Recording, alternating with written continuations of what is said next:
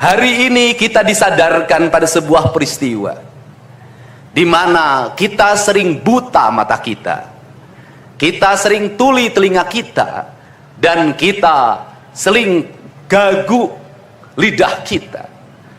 Ketika anak-anak kita berteriak di jalanan, mengusung sangkur, membawa celurit, saling berkejaran, darah menetes di setiap sudut kota, motor-motor dibakar, orang menjerit penuh rasa ketakutan, kita hanya bisa diam.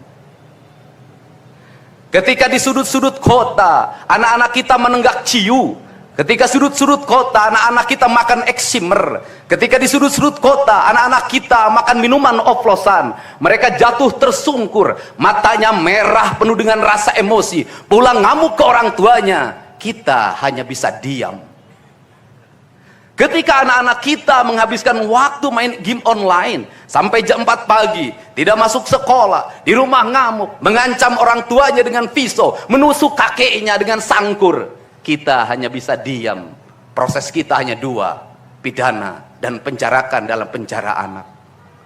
Tetapi kita tidak pernah menyadari bahwa seluruh lorong-lorong kegelisahan mereka, seluruh hiruk pikuk jalanan tak membuat mereka nyaman. Sudut-sudut rumah menjadi neraka bagi kehidupan mereka.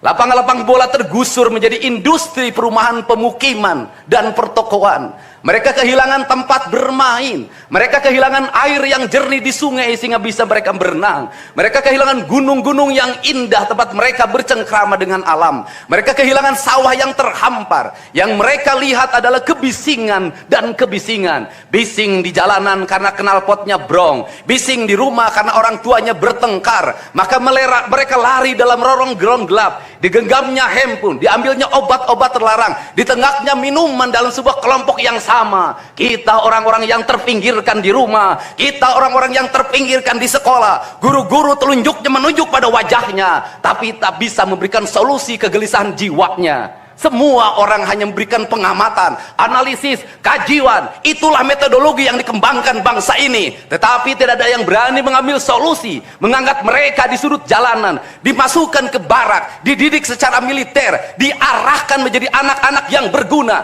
Kedisiplinan militer adalah harga mati bagi kemajuan bangsa, bukan musuh. Pandangan-pandangan buruk terhadap militer adalah pandangan-pandangan orang yang takut anak-anak Indonesia bangkit, yang takut anak-anak Indonesia mencapai kemajuan.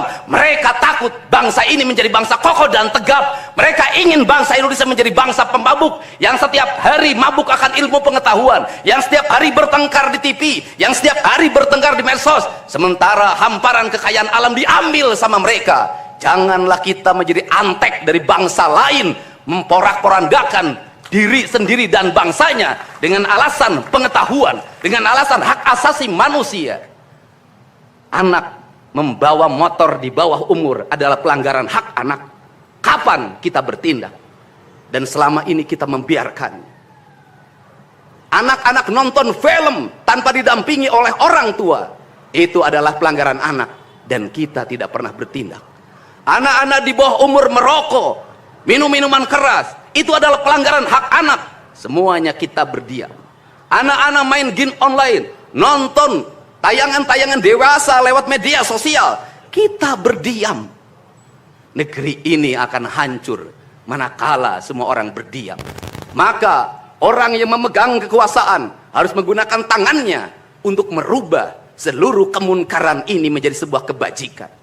Kalau kita berkomitmen pada bangsa ini, problem anak-anak kita adalah mengkonsumsi tayangan yang bukan haknya di media sosial. Maka saya meminta peraturan pemerintah yang mengatur tentang itu segera dilaksanakan. Anak-anak di bawah umur tidak boleh mengakses media sosial yang bukan haknya.